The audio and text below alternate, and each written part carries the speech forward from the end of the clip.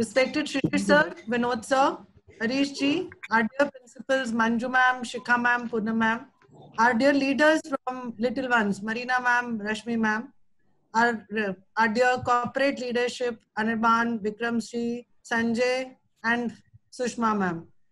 Friends and colleagues, Namaskar and good afternoon. It is my huge privilege to welcome you all for today's program. Seemed all perfectly, perfect life till February. Everything was very smooth. Teachers were busy preparing for the year end ahead. Assessments, board examinations, evaluations. When suddenly this pandemic hit the world, no less than how a volcano erupts. We were practically uprooted from our comfort zones, locked in our homes, not allowed to move out for anything. But then we are all teachers, नहीं? हमने तो अच्छे अच्छों को सीधा कर दिया है. तो ये क्या चीज़ है? We are capable of changing poison into medicine. The onslaught of COVID-19, apart from fear of life and health, also brought in huge unrest in economy. Businesses were closed, offices shut, many other professions completely stranded. But then, as I said, we are teachers. We are answerable to our prime customers, that is our students. We had to live, must go on. Hence, the teaching community took the mandate of continuing the classes and imparting knowledge without any disturbance whatsoever. And what came to our support was the next best thing to happen to this world, that is technology. Zoom, Microsoft Teams, Google Classrooms, and many other options were explored. We stumbled, we fell, but we got up, and with every obstacle we learned and proved the strength of our commitment to our students, to our society, and most importantly to ourselves. Teachers worked day and night preparing their lessons and practicing online delivery, finding ways to monitor not only their students, but their peers, subordinates, bosses, and then their own work. We actually looked straight into the eyes of every challenge, swearing, "Ab teri bhi khair nahi." The management and the leadership today expresses huge appreciation and gratitude to our staff and teachers who have risen to the situation and proved what deserves to be applauded all the time. Hence, not taking much of your time, I now request our Honorable Chairman, Shri Shishir Jaipuria ji, to share his words of appreciation. Namaskar. Namaskar. Good afternoon and a very warm welcome to each one of you. We have witnessed an unprecedented crisis caused by the virus COVID-19. It has adversely impacted and service industry came to a standstill. Education sector is no exception. In India, lockdown was imposed on 25th of March and we are in the 60th day. Globally, 1.7 billion students in the education space have been impacted. In India, we have 250 million students in K-12 education, out of which 100 million study in private schools like ours. Amongst the private schools, only a small percentage of schools could provide access to online education. We all know while there has been a rapid increase of internet and smartphones, but still it is a challenge in getting access, and hence all the private schools could not switch over to virtual classrooms immediately. I would like to take this opportunity to congratulate the teaching community and particularly all our teachers that despite the schools being closed during lockdown, education didn't stop.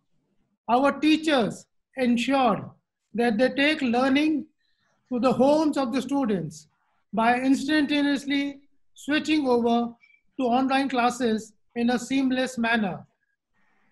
The agility that they have shown in getting trained, in embracing technology, in working passionately, in preserving and persevering to ensure that the students do not suffer in these turbulent times is praiseworthy. You all have sacrificed your personal time to work tirelessly designed the course contents, became more creative, experimented with new ideas to engage with the students.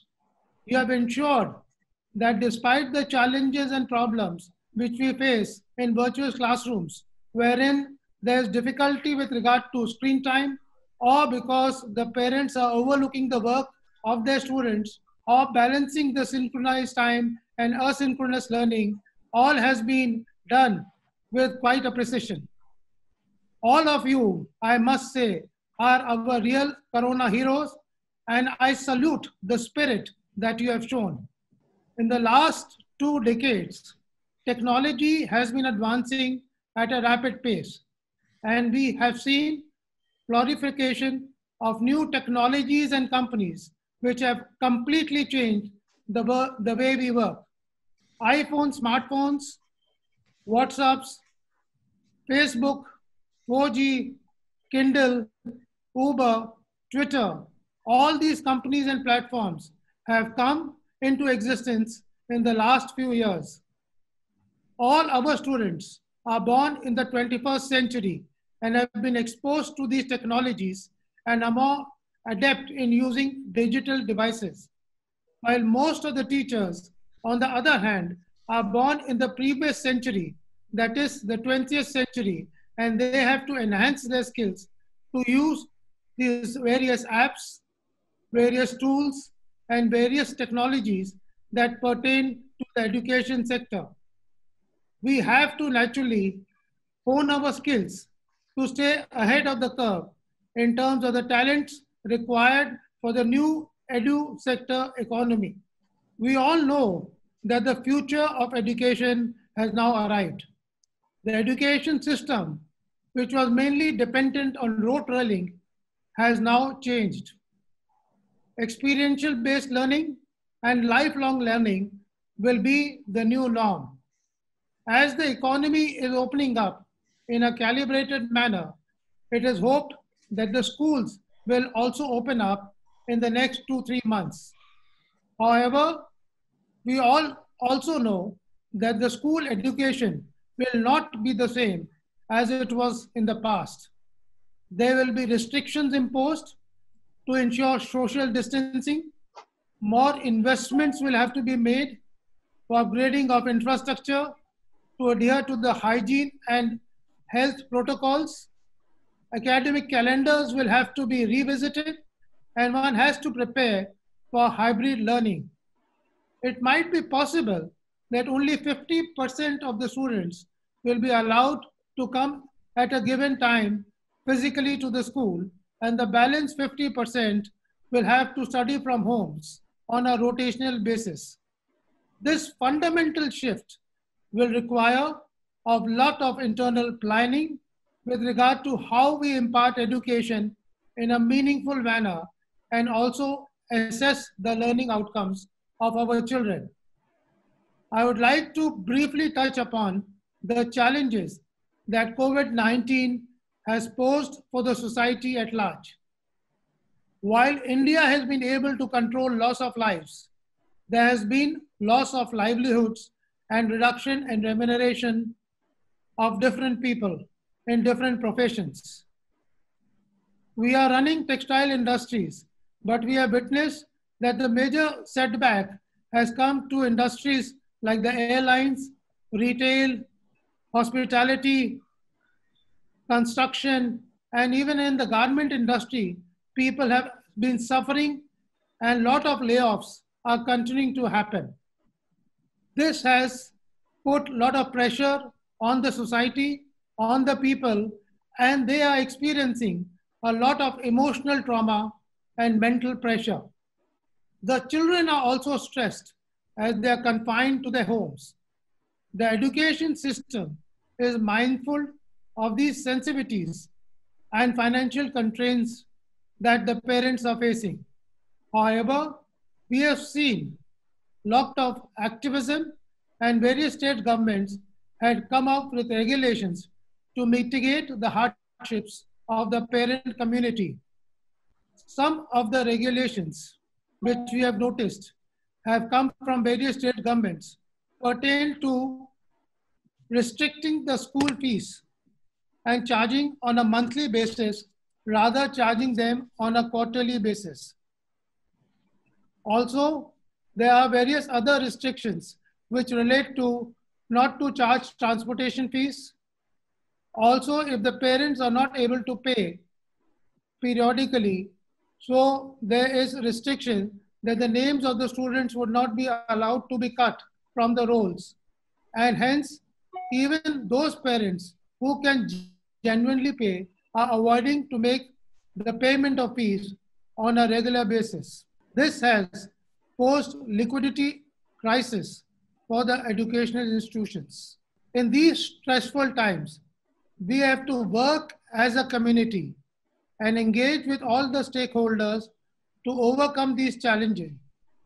I am confident that with some constant communication, we will be able to build trust and appreciation for the efforts put in by the teachers.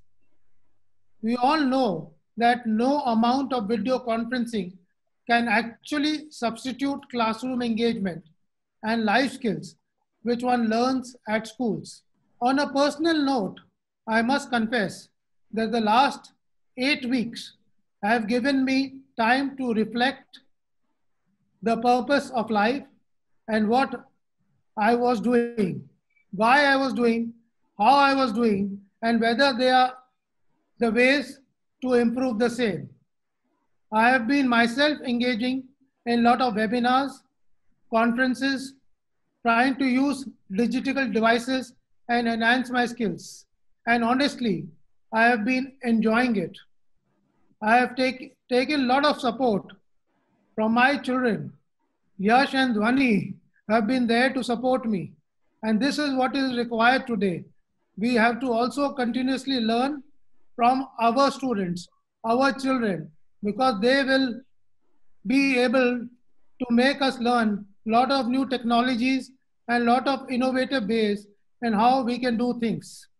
It has given me greater focus and conviction to reimagine my potential to prepare for the future. I am sure each one of you would have experienced similar thoughts. Today, when we see the landscape of education and employment, we realize that most of the jobs which will be required cannot be imagined when the children move out of the schools, because generally the students are there for 12 to 14 years and we do not know what will happen during that period. However, one thing is sure, that creativity, critical thinking, and problem solving will be the topmost skills that will be required to be instilled in the students. While knowledge of hard skill is important, what will be more relevant is to develop intellectual curiosity and soft skills, whereby students become flexible and more adaptable.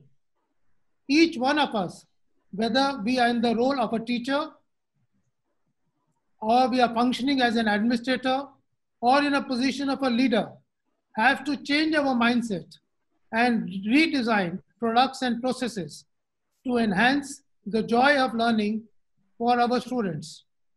All this will mean that we have to be data-driven. Data has to be harnessed, translated into meaningful insights, and we have to act upon them with agility. This would mean a culture that encourages experimentations, research, and innovation. In the last 1 year, I had an opportunity of visiting various schools, both in India and abroad. And I have seen to what extent they are able to get insights from the valuable data that they have been able to harness. We have also been able to put an ERP system in place, which will be able to give us much more insights with regard to what is happening within the schools and prepare us for the future.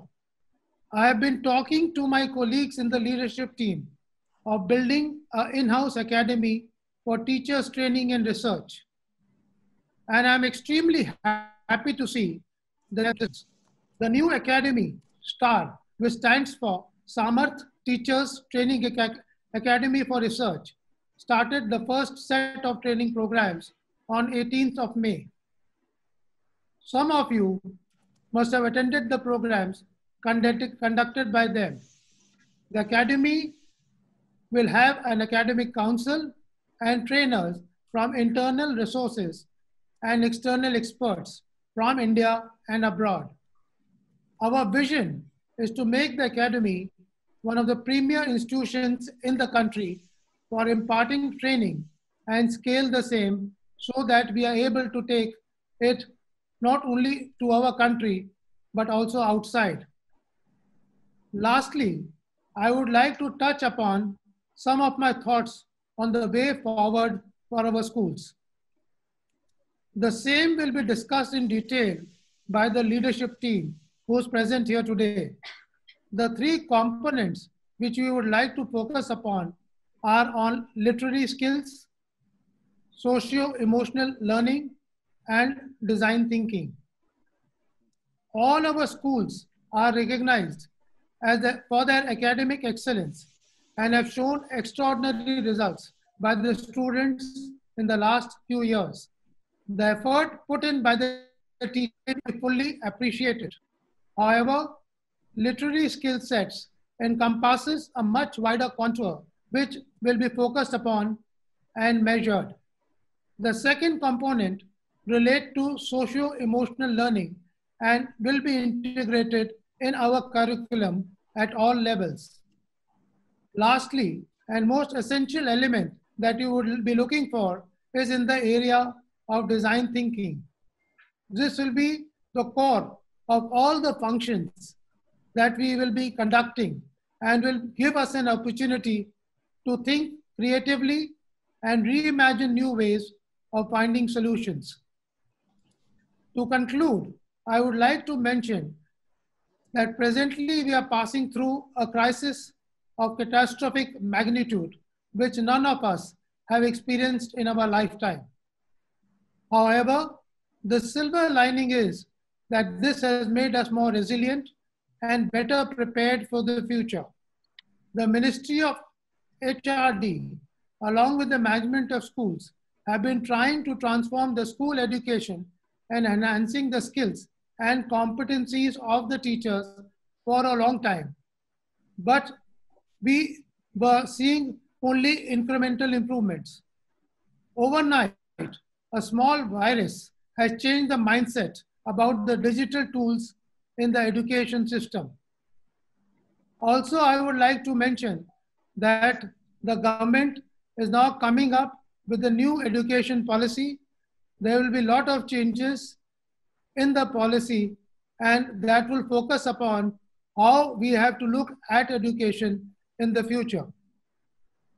According to Google, there has been tremendous growth in search of online teaching in the last 2 months.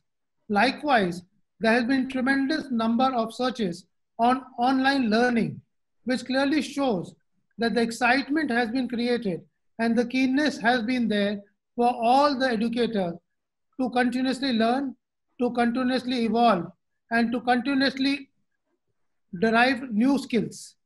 I am personally upbeat and confident that education sector will help in developing quality content and improving quality learners for each and every child of the country.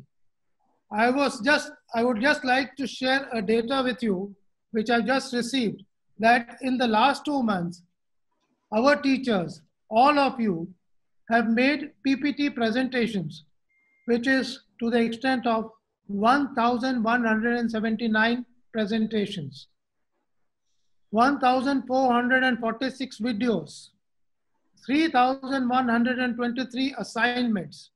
Now this is the content which will go into our digital academic locker, and this will be available to each of the teachers who will be keen to enhance their learning process. And today we have to co-create information, we have to co-create lessons, collaborate and share. And this is what is required with the new generation of teachers, with the new group of organizations, whether they are in the education sector, whether they are in any industry, that unless you co-create, unless you share, you will not be able to develop. The dream of our country that no child should be left behind can now be fulfilled through the changes taking place in the new education system. Thank you and wish you all the best and hope you have a healthy life and you enjoy your vacations. You have worked very hard for the last 2 months and everybody wants a rest. And I hope you come back recharged, rekindle, and work more effectively and enjoy working. Thank you indeed. Thank you so much, sir. Thank you so much. Oh my God, how much intellectual capital you all have created. Collaboration can actually work wonders. We are going in thousands. That's amazing. More than 50. Look at the capability that you all possess. Amazing it is. Thank you so much, sir, for your encouraging words. We are really motivated. All our teachers will continue to strive with same zeal once they resume work after their summer break. Picking up from what you shared, I think reverse mentoring is the need of the hour. Teachers will now have to be comfortable, unlearn, change their mindset, and be ready to relearn is the new need of the hour. This is actually the start of the new yug. In fact, most of us are watching Mahabharata these days on TV. And we are seeing that how Kali Yuga started. So this is a new Yuga that is starting with a lot of changes emerging frequently. And we have no choice but to adapt ourselves to these changes. Problem solving through design thinking, be data driven and agility is what we will need all the time. So survival of the quickest is the new mantra now. So moving further, I would first want to share that the beauty of using technology is that it brings everything very crystal clear in front of us, right? We can actually see everything on the screen. Whatever is in our mind can be clearly transferred through the use of a mind map on the screen. I dare not call paper anymore. We are going paperless, friends. We have to go paperless completely. So thanks to technology, we are now shifting to everything to our screens. So Shishir sir spoke about way forward. Now, who else could be the better person to explain us this way forward, but the man who has brought mind map to our organization. So the person who has been instrumental in using technology to take this organization to greater heights. I request Mr. Harish Sanduja, our Director Schools, please take on the stage or the screen now to help us through the journey planned ahead. Harish, we will gradually change our language. So not the stage, but please take the screen. Over to you, Harish. Thank you so much. Thank you, Anjali ma'am, and thank you, Chairman sir. I think it's a real opportunity for us to relook at what we are doing and how we are doing. And I must say one very simple statement, which I have been always kind of told about it. That is that I seriously do not think that we have created anything. It's just that the collaboration has put us into a juncture where things are happening organically and how it is getting evolved. And at the same time, what I'm going to share with you is something which does not belong to me. A major component of it comes from Shishir sir and Vinod sir, but I'm the one who is just going to share it. So I will share a set of slides, which is going to showcase what and how we are going to look ahead and what are we going to do in due course.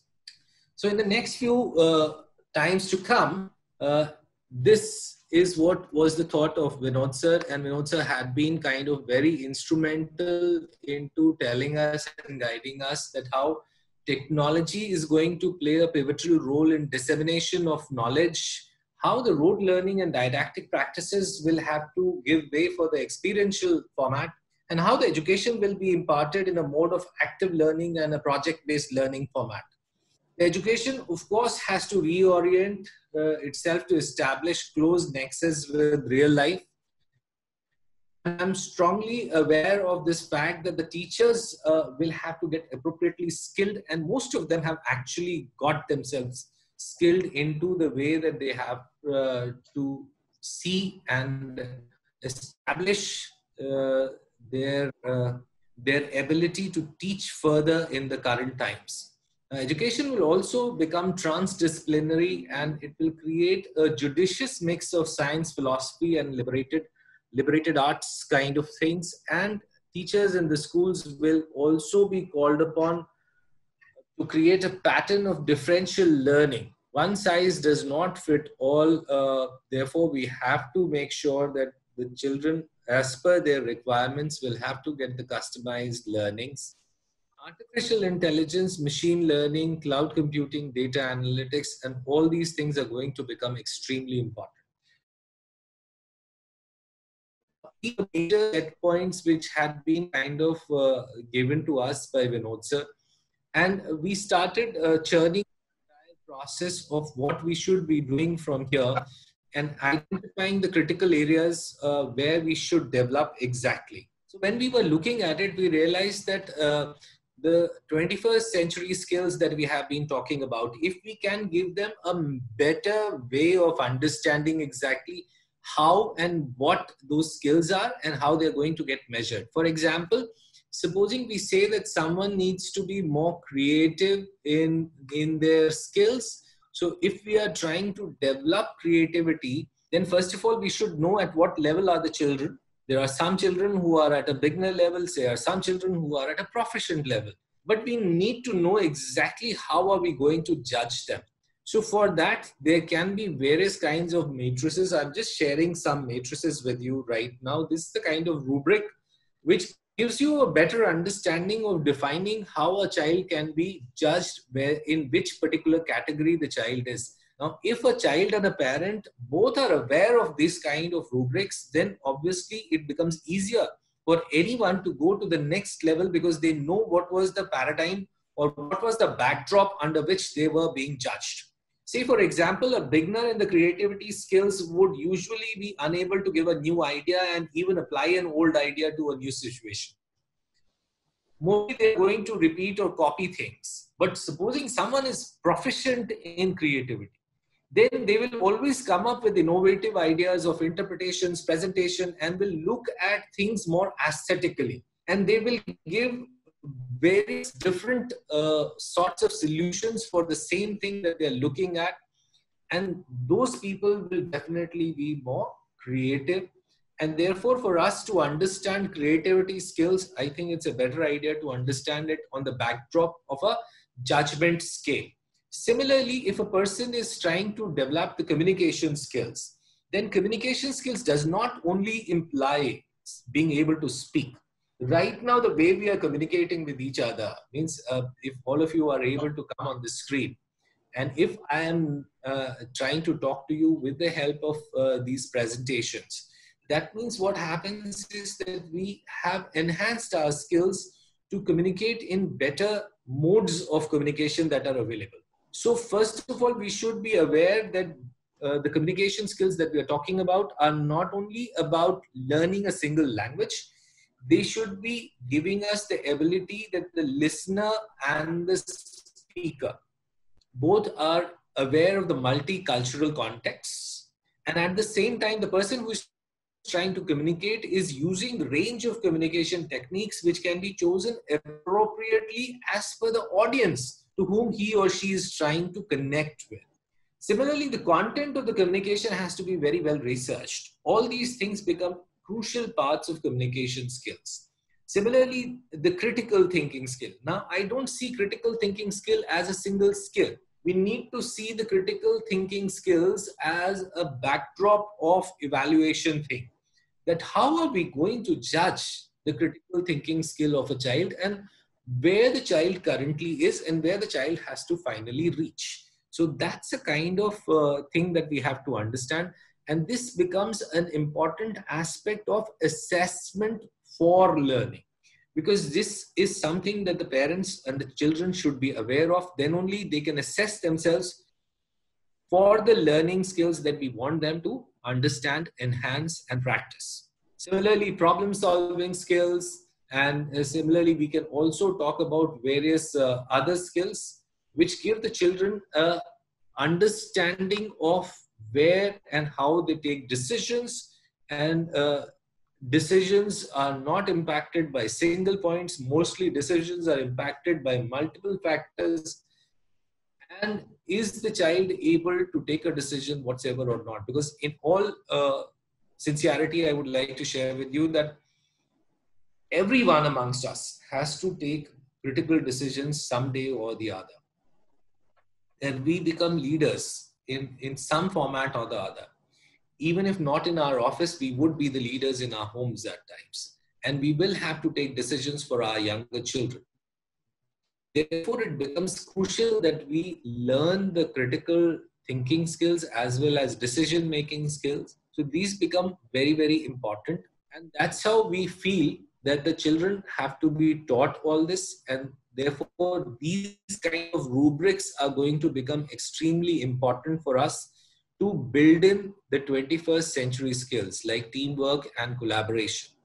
If a student does not contribute or share any ideas or opinions, then he or she is a beginner. But at the same time, if a person is able to respect and contribute someone else's in someone else's paradigm or someone else's context, then that particular person is a good collaborator.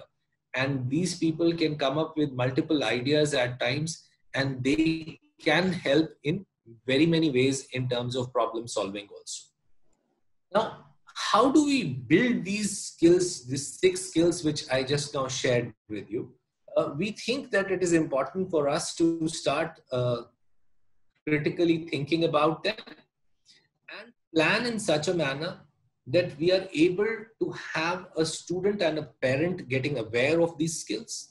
We need to plan the execution of all these skills through individual subjects that we teach. Now, if I think that it is going to be done by an English teacher, it is wrong. It has to be done by all the teachers in all the subjects, because these are common skills which are required for, I think, living, because it's important. And what are the key pointers of these skills? I have just shared with you in the form of a rubric in the first, and then their achievement indicators are also very, very crucial. So we would like that we go to the next level and start looking at, say, project-based learning, the learnings that are going to happen in the classroom with the help of these key skills that we want the children to learn. So the few key skills that we think are going to be extremely important for us, one of them is design thinking. Of course, design thinking has 6 various aspects. I'm not going to go into the details of it, but I'm sure that this is one of the game changer skill, which is going to be a crucial one for all our children. So, socio-emotional learning to happen, literacy skills, and design thinking skills. These 3 skills. And for this, what we wanted was, we were thinking about how we can do it. Now, obviously, we cannot do it as a team of 4 people. But if you see, the total number of people who are connected right now is more than 450. But if we all want these kind of skills to go on to the children whom we are teaching, whom we are connecting with, then we need to have a plan for this. So we think that we would like to have a vertical head of each of these individual areas. Is our conscious keeper and keeps on focusing for us and says that, yes, we have to do something about SEL, we have to do something about literacy, we have to do something about design thinking and all. So in all the 3 schools, we would like these kind of vertical heads to be making sure that these skills are to be developed further. And these persons will be essentially responsible for making these core 3 skills happen. And we want this person who is going to be the head of these skills will have an initial plan, will build a responsibility matrix, will measure the recording, and will also have data collection. And then we would like a parent to get informed about these skills. Because unless we inform the parent and unless this thing becomes a part of our report card, I don't think so that it will get measured and therefore it will get activated. Now, the capacity building is very, very crucial for our teachers, and we look forward to building capacity amongst the teachers. Is going to be an enabler in this whole thing. And in the current world, being a part of a global society is going to be very crucial, and we look upon to our Kanpur school, which is a Round Square school member, has to be a guiding school for us, where we can try to collaborate with further schools around in the world, so that we become a part of one community. Being is the most important thing. IT and data is the core of all the activities. All the IT people that we have in our schools will have to kind of see to it that they kind of play a bigger role in this entire process of data collection, as well as trying to organize it in a processed manner, so that it helps all of us, and we are able to do work with the help of data-driven approach, cooperative approach, and agility in execution. Like Anjali ma'am was just now saying, that the speed at which we are going to do things is going to be important. So we want that to happen. But in the process of getting all these things done, we would not like to forget the good work that we are already doing. Say, for example, Sangeet for All, Edu Sports, ATL, Language Labs, Khan Academy, Career Counseling, Environmental Initiatives, Parent Connect, trainings, data analysis, CRO, and documentation. This is something that we have already started doing, and we have been doing from some years. And we would definitely not like to forget all that. We would like the work that has been done good should continue, so that we can make a serious impact in the times to come. So this is what I had to share, and thank you. Thank you so much, Sharish ji. So I am trying to think aloud from my non-academic mind. So this is how it looks like to me, that we have been working in horizontal structures till now. We will now simultaneously work in vertical structures too. The three divisions will be design thinking, literacy, numeracy, and socio-emotional learning. These verticals will be headed by a leader each in every school. This leader will be driving their respective verticals, reporting to the principal and vice principal of the school, simultaneously working in collaboration with other vertical heads of the core schools. Am I correct? And this gives this person an opportunity to become a subject matter expert. Am I right with this, Rishji? Yes, yes, yes. Thank you. Thank you.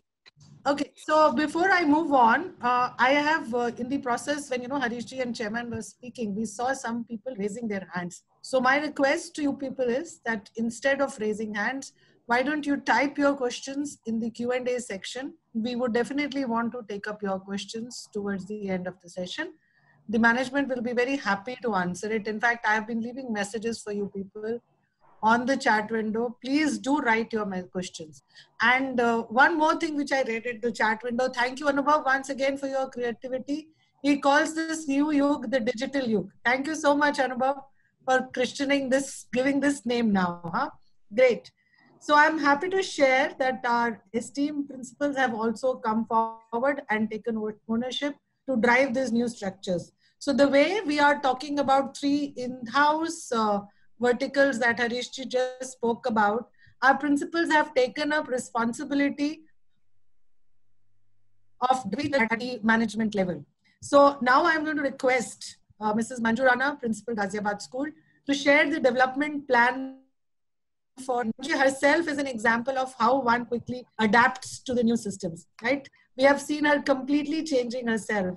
So ma'am, over to you. People are eagerly looking forward to hear you. So well, namaste to one and all present here. And I think one positive thing that happened in these unprecedented COVID-19 crisis, that we have got our namaste back to us. And thank you, Vinod sir, to bringing it into our group also. The second wonderful thing that happened was that the teachers all over the world were acknowledged for their ability. We have been hearing this word quite often, agility, and the excitement they have created in the entire education sector. I think they emerged as change agents, emotionally stronger because they are taking care of the family and the school. And I think the kind of balance that they maintained was superb. And you need courage for that. So I think they emerged courageous also. And high on adaptability, like what Anjali said, that we need to be fast, we need to adapt fast. And I think our teachers were probably thrown into a situation where I think they emerged as winners. I will be speaking to you all about the application of design thinking, but some of my upcoming slides are to show how we all have emerged stronger as a teacher community, because larger participants today are the teacher community, and this pandemic crisis have converted have given opportunity, I would say, to all the teachers to emerge as winners and utilize it as a great, great learning opportunity. Well, this, Harishji, if you could go back to the previous slide, please. Yeah. So learning never stops.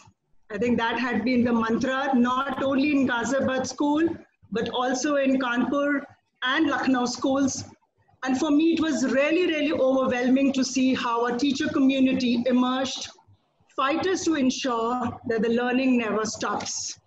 There had been a very smooth transition from offline to online. So it sounds simple, because our teachers were technology driven. Two of our schools are Microsoft Showcase School. Kanpur has been using technology in a large manner.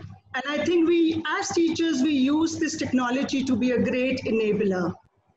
The entire faculty has hands-on knowledge of various educational tools, and that's the reason why this transformation had been swift. We did struggle initially to find the right platforms, which is always there. When you try something new, you go ahead with it, you visualize how you can work on. So yes, finding right platform, it was Zoom or Microsoft, Google Classroom. So we tried to explore all of them. We really had to rework on our lesson plans. So designing, delivering of the e-content all over again was not an easy task. The moment we finished some of the syllabus, the curiosity of assessment came. There were a lot of trainings that we attended, a lot of webinars that we attended to ensure how we can take assessments at all levels. And then how to engage these children in a constructive manner. And all this I have seen personally happening at all the core schools. Harishji, next please. I would over here acknowledge the game changers had been the IT department, at least for my school. The teams were being made, the mentors were there, teacher training happening, technical support was there. And I would say from teachers to technicians, they were just unstoppable. So all of us came together. We used Explore, was Office 365, Flipgrid. Can you believe I'm a technology-driven program? So if I could do that, I think there has been a great learning for me as well, along with the teachers. In this entire transition from offline to online classes, what emerged as one of the strongest domain was the strengthening of the parent-school connect. And I think one of the reasons why it happened was probably we engaged parent as an important stakeholder, which probably we were not doing earlier. We were transparent. We did conduct a lot of online polls to understand their opinions. Parents were in the classrooms of our teachers, you know, and I did get a lot of calls from parents saying that, I think this teacher is pretty good. I don't know why my child always complains. So a lot of things that the children were carrying home and telling the parents, you know, and they felt that their opinion matters. And I think it was all this, whether it was parent orientation, feedback calling, PTM, parent as judges, interacting in small groups, that made this connect much, much stronger. And I think we need to nurture on this connect further, even when the school opens after the lockdown. So Vinod sir, this is for you. Creating moments of happiness. Wonderful. And I think every time, and we take you seriously, though we show we don't, but we really take you seriously. And I would say that a lot of things that we have done over here, we've been pushed hard to us by Vinod sir. So you could see, I could only write few of the activities that we created. And believe me, it brought smile back on the faces of the children, parents, as well as the teachers. So just a happy moment. And it also says the kind of work that has happened in this domain of conducting online MUN, whether it was debate. You should understand, whenever you do anything online, it requires a lot of back-end planning. So all that happened, but each event that we did, we got a lot of thumbs up from parents, and I think that's what matters to us the most. So I'll be sharing few pictures of the children doing work, whether it was a music class or a pottery class, or whether it was a science activity, even a football technique, basketball. So I think everything that was been done, some of them has been showcased over here. Harishji, next please. If you could go back to the previous one, I could slide before that. It also has a glimpses of children. Yeah, I mean, some yoga classes, you could see this little girl doing yoga. Harishji, yeah, this one. So a lot of activities that you could see. I think there's another slide on activities. So reaching out to children beyond academics. This has been when we were making this slide, I think a lot of deliberation happened, that this pandemic was a challenge like any other that we had faced in our lifetime. And I think it did let us realize that the norms that we create are never permanent. They're always temporary, they're always changing. And connecting and building a positive family-school partnership had been one of the core. We have been delivering academics. We have, like Shishir sir has already said, that we are already doing great work as far as academics is concerned. But these has been areas where we have always been told that we have to build on a parent connect. So we utilize this opportunity to build on a parent connect. And yes, of course, the new era is born. The norms are changing. We do not know what is there tomorrow. We are not sure what might come next. And it is important that we all collaborate. Now here, there's one important word: collaborate to achieve positive outcomes for the students. We are all here for the children. We are all here for the students, and to partner and work together when school reopens. So I think the biggest challenge for us as educators and head of the institutions is that once we physically open the schools, how are we going to do it? And I think the next exercises in the summer vacation should be preparing various options which would be useful to us to how we successfully do this transition from online to offline again.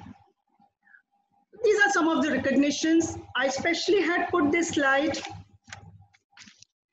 just to give you a little glimpse of the design thinking that is already happening in our Atal Tinkering Labs. Two of our schools, Ghaziabad as well as Kanpur, we both have got Atal Tinkering Labs. I think there's a makers lab in Poonam ma'am, she's got kids where the children are working. So we are already working something close to what design thinking is all about. And that's a topic which I'm going to elaborate now.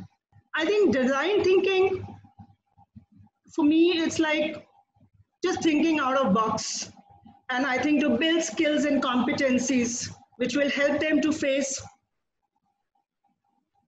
any situation, any adversity in life with a smile. And that all of us should do during this crisis times also. So this is a little work that was being done at the Atal Tinkering Lab. This is a small shopping cart that we created. If you could see these 5-6 pictures, so we have been practicing it in small groups in the school, and it has been great success. We are the 35th Super ATL labs in India. Students empathized with the old, differently abled people, that how difficult it is when they go to a shopping mall to carry the shopping trolley, right? And to stand on a long billing queue also. So students brainstormed, ideated, came up with feasible ideas. They designed a small shopping cart. That's a prototype. This cart follows the user. So the old man is in front and the cart is following. It allows automatic billing through RFID, I think, which is important in today's time in COVID, where you don't have to use your money. But I think we left it here. What we should have done is, and what for which we have been pushed all the time, is that we should have taken this prototype either to an owner of a mall, probably to HelpAge India, of which we do usually partner in a lot of work, and we could have allowed people to use it, taken their feedback, redefine our design, test it again, make changes as per the suggestions that come, and make it patent. So next time we'll not, Vinod sir, leave it at prototype. Yeah, we'll make sure that it becomes patent. Aaj ka sara presentation has been, also focused. You keep pushing us, and I think that is also important. This is a writing, visual, and a very visual should and share. This talks about brain, which contain millions of nerve cells arranged at emotion, behavior, movement, and sensation. Humans think and experience emotion with their brain. And I think that is the root cause. We need to understand here that humans are emotional creatures. In an empathetic state, our body relaxes and the brain activity shifts to the highest centers. And that's the reason why empathy is an important and trigger for design thinking. Because it is empathy that pushes us into other people's shoes and connect with their feeling, their problem, their emotion. And when we start thinking like this, and if a moment like this happens, then the brain thinks to create solution by recognizing what the problem is. A lot of people think that, that design thinking can only happen in an Atal Tinkering Lab or a maker's. So this is just to tell you, give you a thought that it is a multidisciplinary approach, and it inspires innovation across all subjects. So I think this idea is to show over here is that all the subjects that are here are interconnected to each other and play a very, very significant role. Before I actually start, talking about the blueprint of what design thinking is all about, I'm sure the primary thoughts that must be coming in your mind is, which did come to me also, and I did deliberate that, whether it is a skill or is it a process, or it is about empathy or creativity. Is it about project-based learning or a solution-based approach? Can it only be done by experts and ATL labs?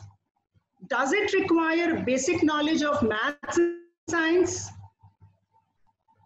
Or does it talks only about creating new products?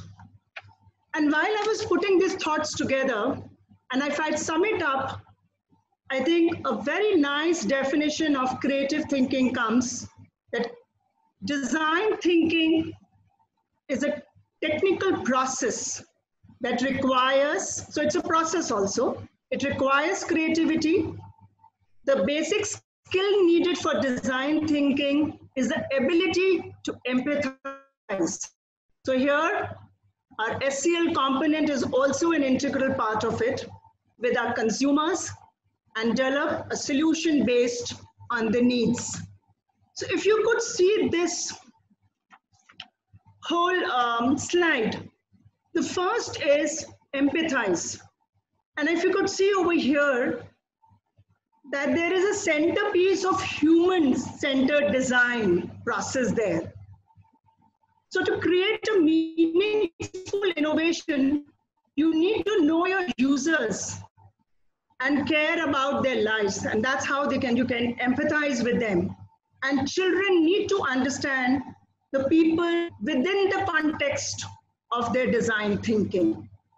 We move to the next level, which is define.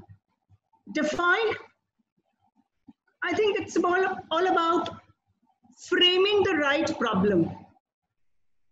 बहुत सारे problem होता है हमको, क्या हमारे हमको identification आना चाहिए, which talks about ये सही प्रॉब्लम है.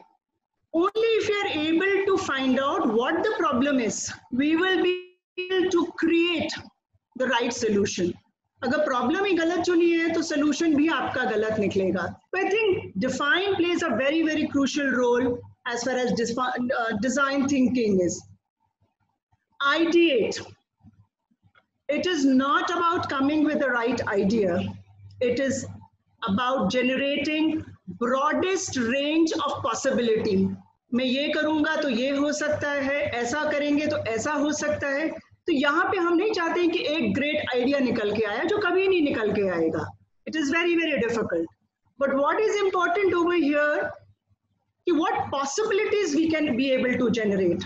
And then of course, in this mode, the children will concentrate on idea generation, going wide in terms of concept and outcome. That are two important components over here. They will brainstorm and they will come up with many, many solutions as a possibility. Then comes the prototype. We need to create, and we also need to find out, is it the right or is it wrong? And then comes our testing. Everybody these days is talking about testing, testing, and testing.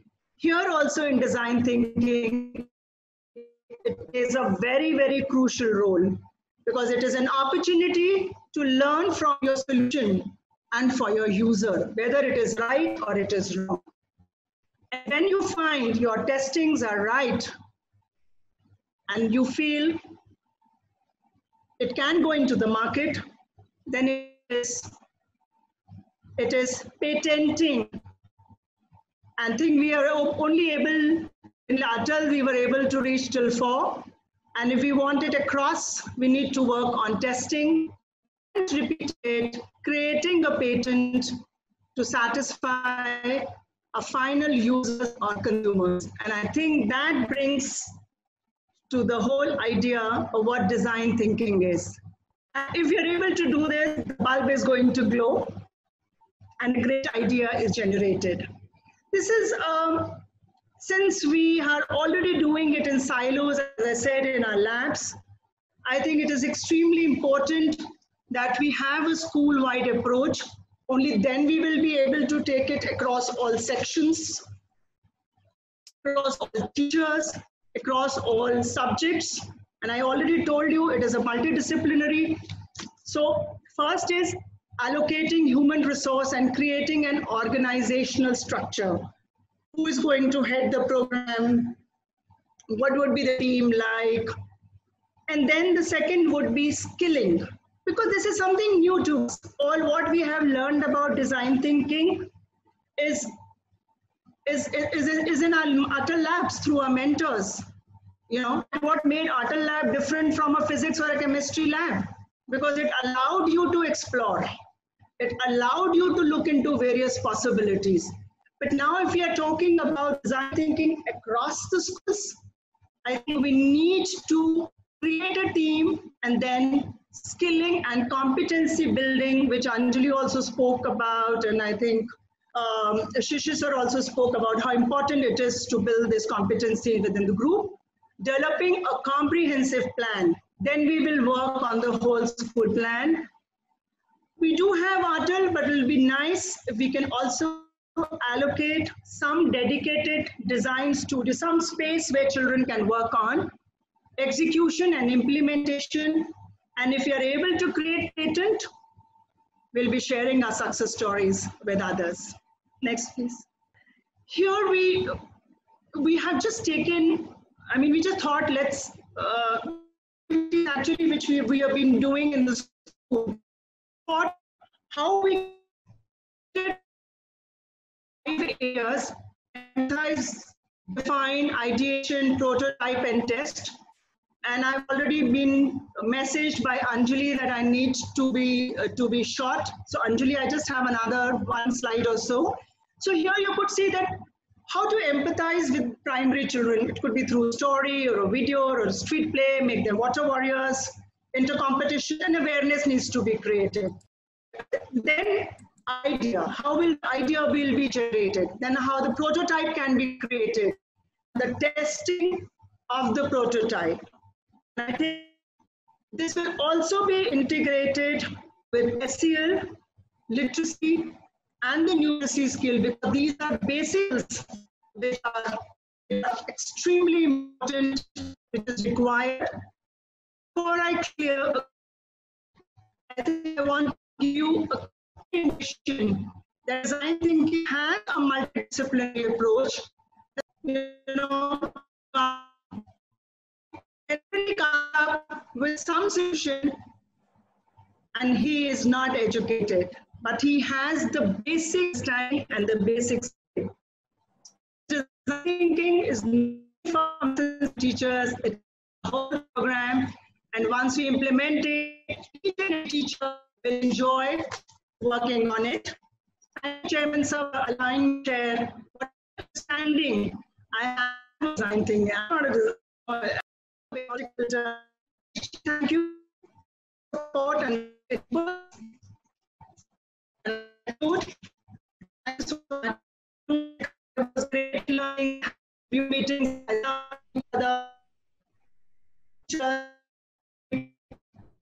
Big thank you to my team, Suprabha, Indusol, Madhvi, Rachna. Thank you, Anjali, for all those kind words. Good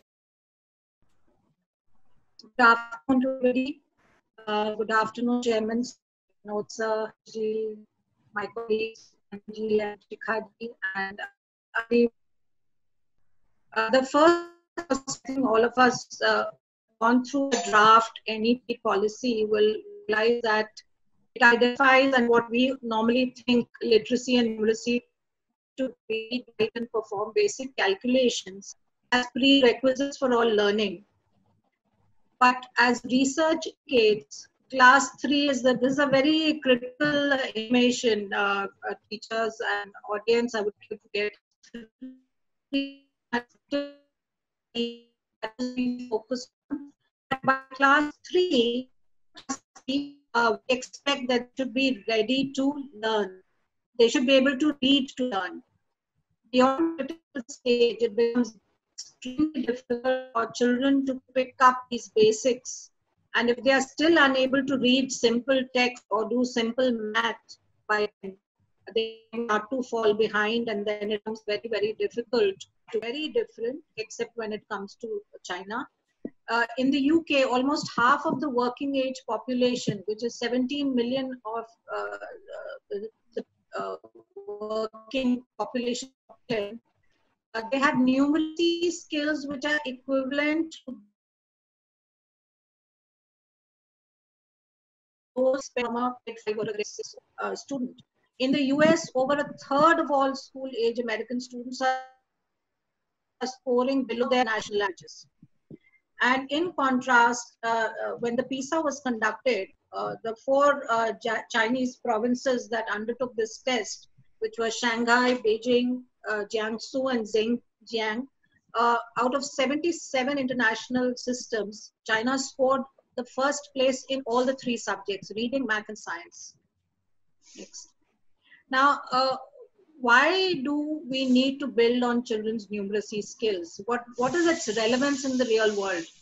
So you have, abilities like counting quantities for a customer, the use of percentage and subtraction while giving a discount, using division when calculating costs per head, measuring the area of shapes, calculating fuel consumption, understanding tables and reports, and interpreting graphs. These are real life applications of numeracy skills, which if they are left sort of not focused on in the school days, these people are going to have real problems. Now, numeracy, I have also talked about numeracy in the future world. The world's biggest companies are coming to India for data analytics, artificial intelligence, and machine learning skills. But renowned mathematicians believe that the country needs to significantly improve its mathematics capabilities to be able to use these technologies to create really innovative and robust solutions, both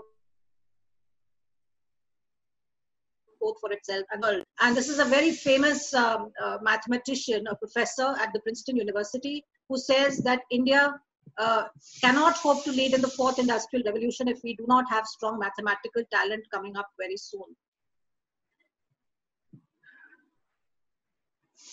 Now, making financial decisions involves mathematical calculations, both simple and complex. So financial literacy is also very important if we want to ensure that a person, for a person's well-being, financial well-being, and for the economy as a whole. So literacy across the curriculum. Now the responsibility for literacy, as Manjuji said in her presentation, she spoke about design thinking or creative thinking, cannot be confined only to the English or language teachers. Literacy is the responsibility for all teachers in the school. Next, please. Now, I would just like to stress upon how it all begins at the pre-primary level. So early literacy, what does it imply? This is particularly for the pre-primary teachers. So there are 6 pre-reading skills for children from birth through 5 years of age, that is up till kindergarten. First is the print motivation. Now look at the word, the print motivation. How excited can we get children and interested in books? Then the print awareness, that is their ability to sort of handle the books. Phonological awareness, understanding of words and sounds. Vocabulary, picking up new words. Then the ability to narrate and describe, narrative skills, and letter knowledge. This, I think all of us do focus on. And let us not forget digital literacy. I think the last 2 months have really thrown us into the deep end. We had no option but to immerse ourselves in digital literacy. We've learned new things. So digital literacy, ability to use information and communication technologies to find, evaluate, create, and communicate information, requiring both cognitive and technical skills. I think our children are way ahead of this. We teachers have to be the mentors to be able to guide them through this. Now, just a little difference between basic literacy versus advanced literacy. So the building blocks include phonemic awareness, phonic fluency, vocabulary and comprehension, and also the ability to make connections. This is very, very critical, making connections, because if we sort of use the multidisciplinary approach, it helps children to make connections between concepts in one subject and the other. So students grasp concepts better when they are when they make different kind of connections. These connections are text to self, text to text, and text to the world. Now, since I had to also share with you not just literacy and numeracy, but how both, in the advancement of both, how data is going to come in very handy. How do you translate that data into meaningful information, and then what is the way forward? Now, this was what we did last year. I was able to retrieve, luckily, this information yesterday from the school. This data was in the school system. So what we had done was we had conducted reading speed tests for the students of grades 1 to 5. Simply because we felt that many of the children were unable to, read at the desired speed. And because their reading was so slow and so broken up, they were not reading the way they should be reading. Obviously, the comprehension was poor. So I did draw upon some world data in terms of what are the norms. What is the norm for an average reading speed at grade 1, grade 2, grade 3, grade 4, and grade 5 level, and it goes all the way up to adult reading speeds. And this is what we found. If you look at the top of the slide on the right hand side, in our grade 1 children, the average reading speed of children was 35 words per minute. The maximum went up to 60, and the minimum was 5 words per minute. In grade 2, the average speed of reading went up to 63 words per minute. The maximum was 82, and the minimum was 21 words per minute. If you see that line across the graph is what the norm was. The norm is that students should have attained. And in grade 3, the average speed of reading was 79 words per minute, and the maximum was 105. The minimum was 38 words per minute. Now, what we did post this exercise was that those children who fell below the norm, we sent parents their reading scores. We shared it with them, and we advised that they should spend minimum 20 minutes of reading time, practicing reading with their kids, so that their reading speeds would increase. And here, this is the enhancement that you can see, but obviously this will happen, I think, across schools. You try it in your school, you will see a similar trend. The point is that this 35 should go up to 60, the 63 should go up to 75, the 79 should go up to maybe 100. And that is what we have been focusing on. And I'm happy to say at least what we found was that in kindergarten this year, the reading ability to read in kindergarten children up. Now, this is a slide which shows you, and I'll just tell you what this is. This is an Education for All fast track initiative, which was taken by the United States. And it was to ensure, again, the concept of no child left behind, and how do you, test and build on the reading, the fluency of children. And these were the results that were found.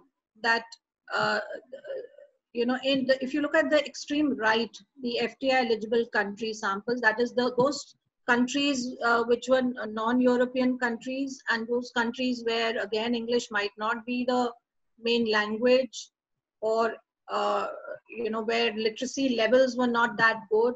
It was found, you can see that how the rates drop. So this is an important data. We have to prepare our children for the world.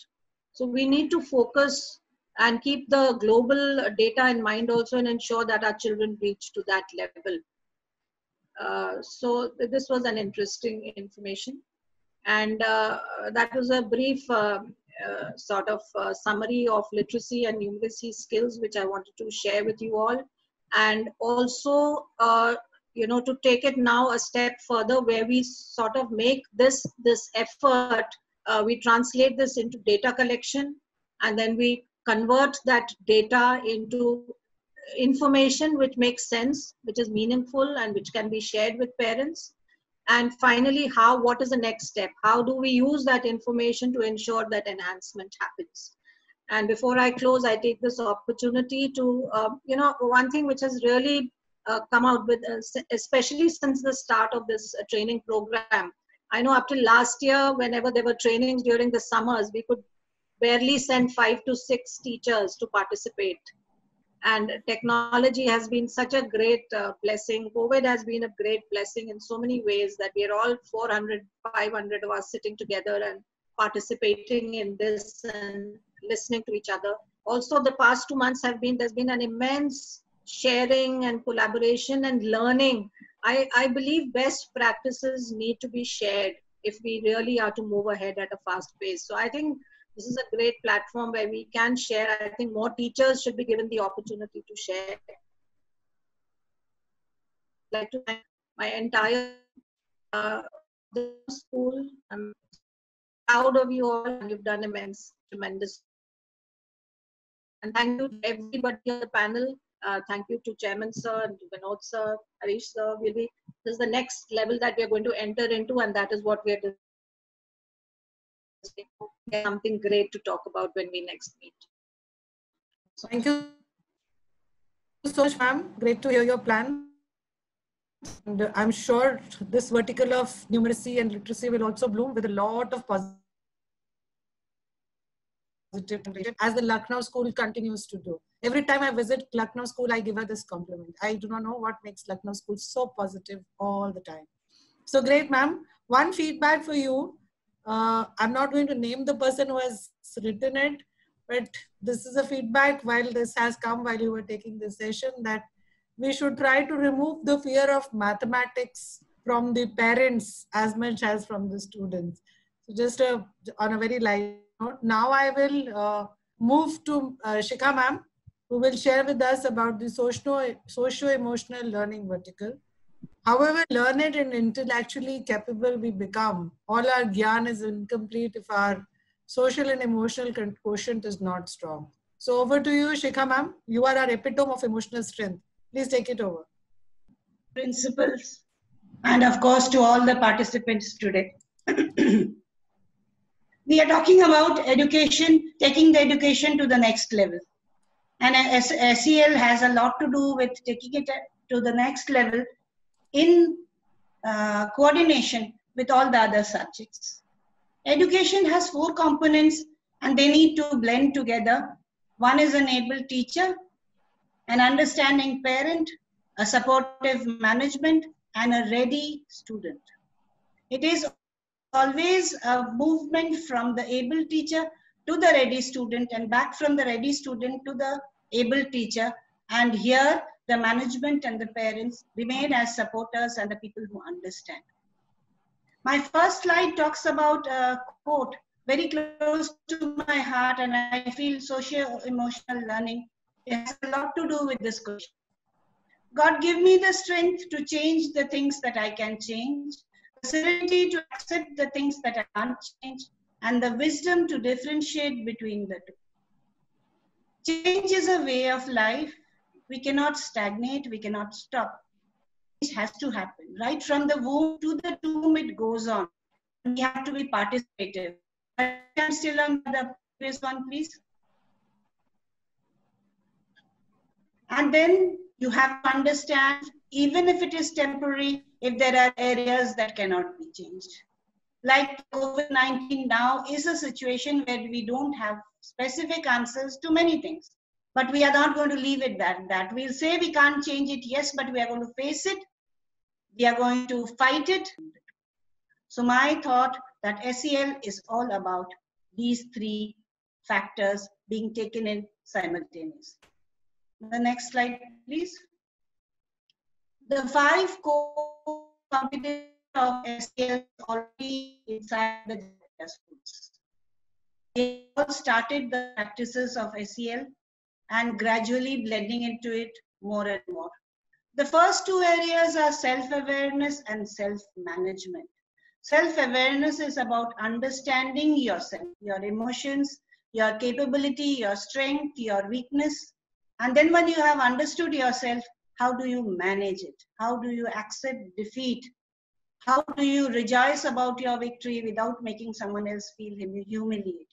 So these are the base 2 areas of the core competency where the foundation of a building is built. The foundation of a child's character is built, which further on makes the other 3 areas easy. Social awareness, having a care for the society, for the neighborhood, for the leadership skills where you feel for others, you participate in their work, trying to help them. And then ultimately it comes as the decision making, responsible decision making. And then these 5 areas are already with us. Then what do? We have 5 core competency and we are working with them. So what next? So the next point is not having them isolated as SEL, but having them blended into the curriculum. And from the core competency of SEL, we look towards the target goals where we want to reach. The learning objective in a way, and that is begin from the core competency, and we'll have certain targets in mind. Understand, manage emotions, set and achieve positive goals, establish positive relationship, feel and show empathy, and make responsible decision. Here I emphasize all of you to focus on the word empathy. You'll see this word coming repeatedly because it is of SEL where you understand to sympathize. Whether it is about accepting someone or facing someone with or his or her challenge, it remains that empathy has to be a part. So from the core competency, which is already with us in some way or the other, we move towards certain target goals that we would like to achieve. And in the process, when we want to achieve these target goals, what are we going to work on? Where are we going to take the inputs from? Where are we going to take it? How are we going to take it forward? Here I feel these are 2 areas that be very good help when you have to design activities of SEL or anything to do with the blending of the SEL with the system. Maslow's hierarchy of needs is an important area all of us know about. It is about the various needs that we have. Lowest one being the physiological need. The physiological need and the safety needs are the basic needs, which are applicable for human beings as well as for animals also. They need physiological, they have to have the safety factor. They need love and belonging also. So what remains as the high order needs, they are the self-esteem, our self-esteem and self-actualization. Is about building up a level of confidence without being overconfident, recognizing one's strength, also being aware of the weaknesses or the challenges that we face, and further on taking ourselves to the next level. Here when we are saying, I'm using the word ourselves because I mean it has to be for the teachers, it has to be for the students as well.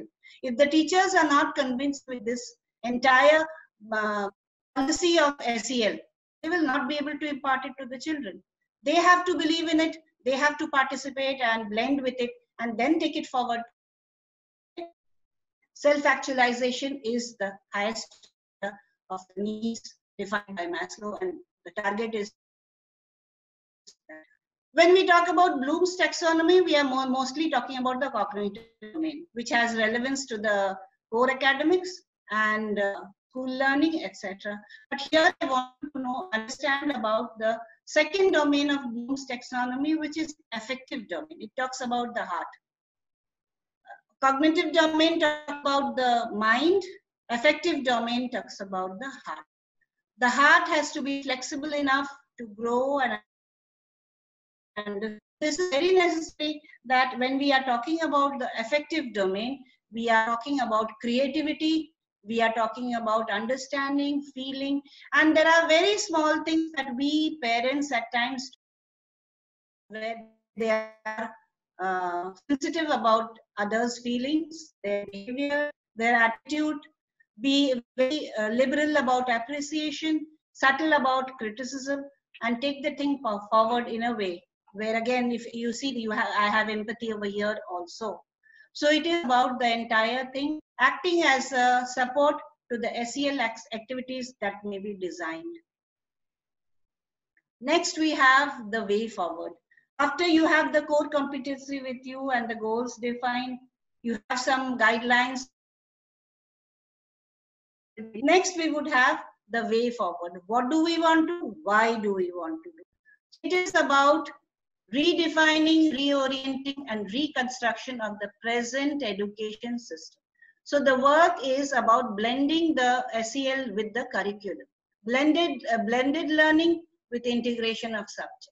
Physics, chemistry, maths, science, everything to be blended with SEL across the classes, right from the primary to the senior secondary level, where they can understand SEL in the simple way with their academics, beyond the academics also.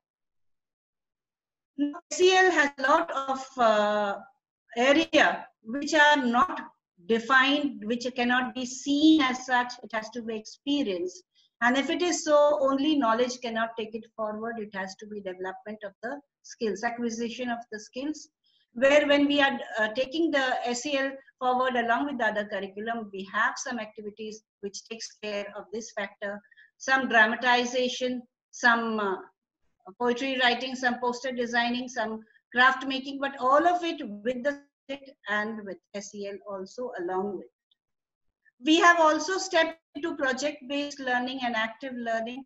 This is an integral part of SEL and has to be taken forward again along with the other subjects, right? Then we have teachers to take over as information analyst and guide to the students. Information being available everywhere. Data and information are liberally available everywhere across the various areas. So what is the duty of the teacher now? The teacher becomes the guide and the information analyst, where students can be guided as to what has to be taken, what has not to be taken, and further on the right and the wrong areas, right? And lastly, we can take this up that the curriculum has to be very user-friendly, meaningful, and convenient, so that the students, the parents, and the teachers put together find it convenient to take it forward, which is very, very essential, right? I think this was all. I speeded up because the time, I think we are short on our time. So I tried to finish it off early, and Harish was also pushing me. I could see that. Thanks to Shishir sir, Vinod sir, my co-principals, Harish sir, Anjali, all of you, thanks a lot for giving me the chance to be in the panel. And it was an honor and of course a huge learning experience also. Thank you so much, Shikha ma'am. I'm sure some of your gyan has already got transferred to people, and they will make all the efforts to become socially and emotionally intellectual as well as balanced. So I've been reading a lot of positive feedback from people. Everybody is very excited about the program. And this whole event today looked like as if we were running on a track, isn't it? So when you run the track and you finish the race, what happens in the end? Any of the panelists want to answer it? What happens in the end when you run the track? No? You brush the tape. Sir, आपने नहीं बोलना था ना ये. So you get the energy drink in the end, isn't it?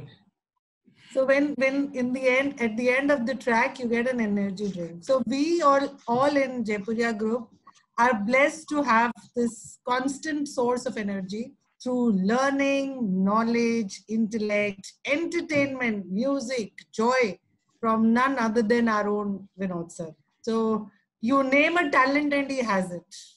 So he's a perfect happiness. Vinod sir, please sum up today's question. So over to you, Vinod sir. मैं ये दिखाना चाह रहा हूँ कि जिंदगी में मैंने इतने नोट्स जिंदगी में लिए थे जो आज लिए मैंने. I have written copiously on everybody, all 6 of you. I think इतना मैंने 40 साल की नौकरी में कभी I'm absolutely overwhelmed, ladies and gentlemen. And my teachers, of course, I can see all the panelists, but the teachers who are addressing, my heart really goes to you, direct to you through this technology, kind of a penetrative block. But let me just tell you a very beautiful thing. something which struck me, something very unusual.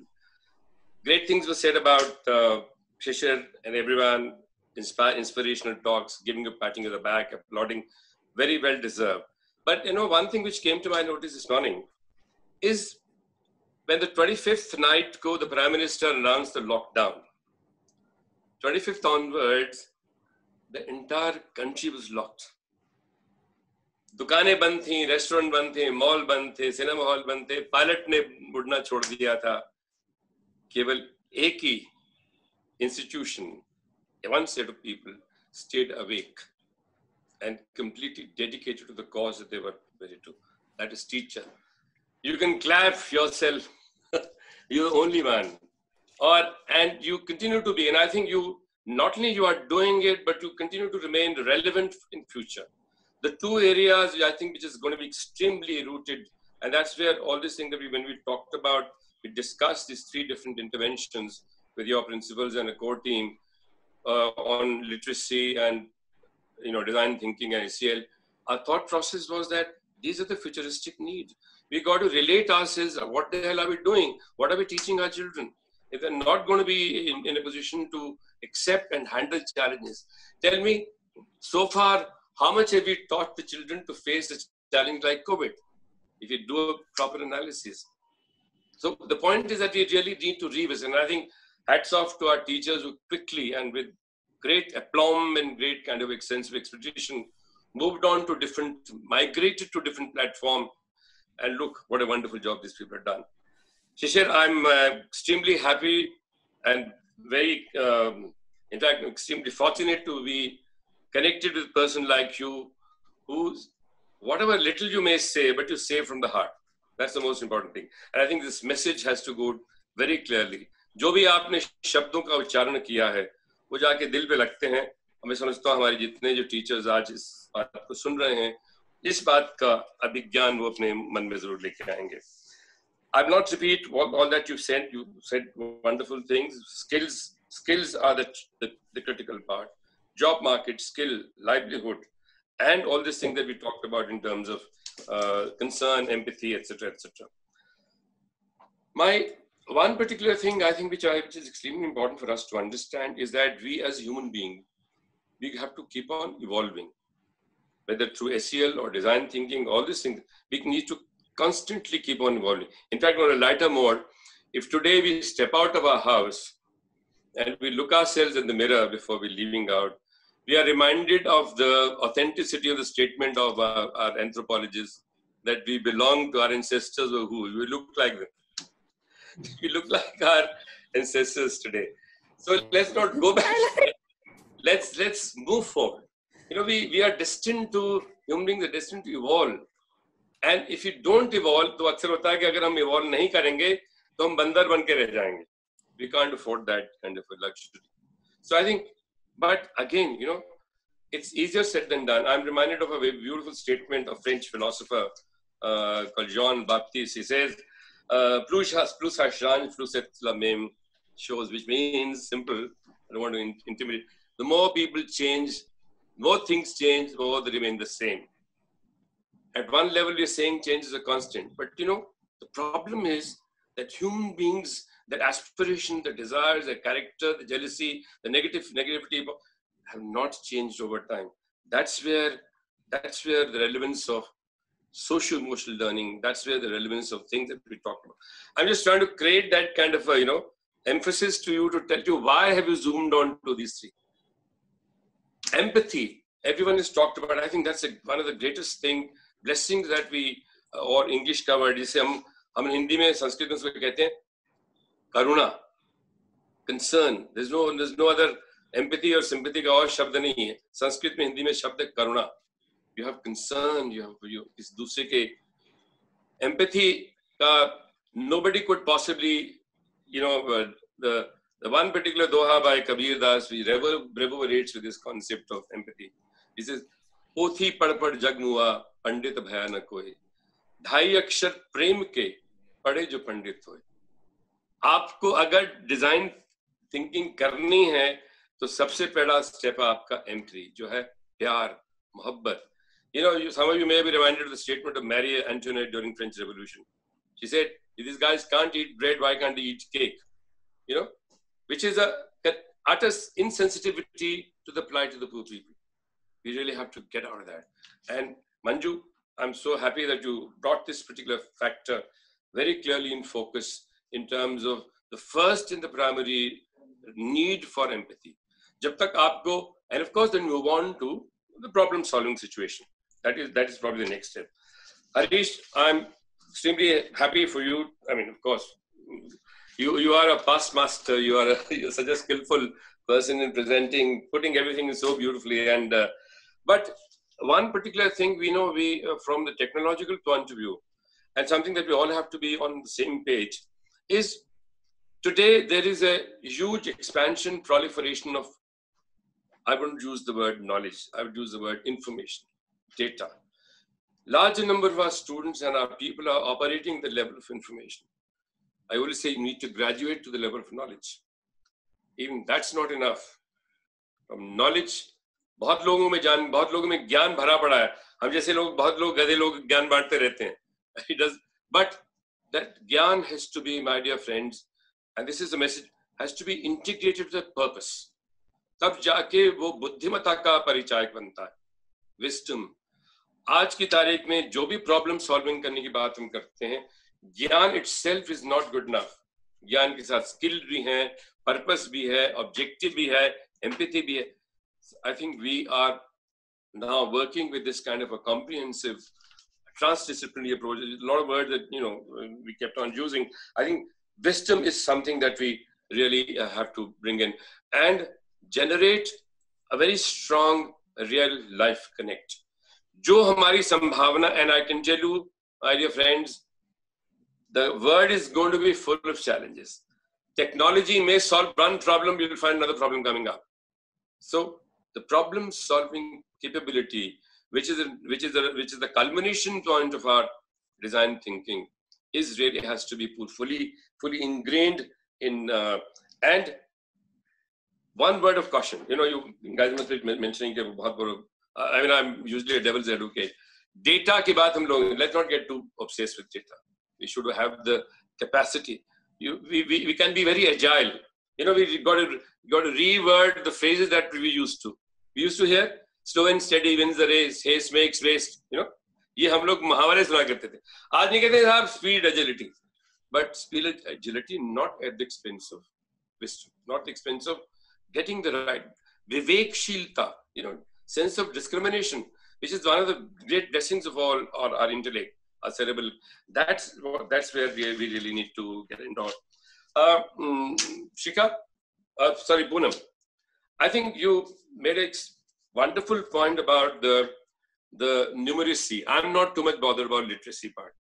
वो पढ़ जाते हैं लोग बाग, लेकिन आज की तारीख में numeracy, which really actually gives you a tremendous amount of logical thinking. Everything else follows. Logically analyze a problem and to reach a solution. We have both, right and the left. We need to sort of bring a commonality, a fusion between the two. But logical reasoning, scientific reasoning, developing a scientific temper probably is probably the most the order of the day, need of the day. Shikha, the only thing which I would say is that while we have designed these 5 dimensions, but seems to me that because of the present situation, the environment, ecological, economy, mountains, nature, ये एक बहुत जबरदस्त हमने देख लिया है. प्रकृति ने एक, I was just telling Harish the other day, 20 million people who've been brought down by this COVID virus. 20 million people. How much it took that? What is the total weight of that virus? Any guess? 1 gram. 1 gram of the total weight of virus has brought down 20 million people down onto the knees. Look at the potential. The subtle part of the nature is so powerful, so devastating, and we can't possibly ignore at our own peril. So very strong. And environment, we talk about a large gamut of activities. We need to work on that. Shishir made a very important point. I see all these things that we're talking about, all intervention that we're always talking about, presupposes that we have a very strong network, collaborative, creative thinking, all those things that, you know, I mean, I don't need to repeat that. Everyone knows about that. But some institutional kind of a system for us to drive all that. And with a lot of other thoughts, including this one, Shishir and I, we all came up with this, the Training Academy, where I must say, I must acknowledge most gratefully the great contribution of Harish and Sushma, particularly. I know she's not one of the panelists, but I mean, fantastic, the kind of, academic input she was able to bring in. Of course, she must have begged and borrowed and, picked up from ideas from all of us. But at the end of it all, what she brought out was an absolutely beautiful document.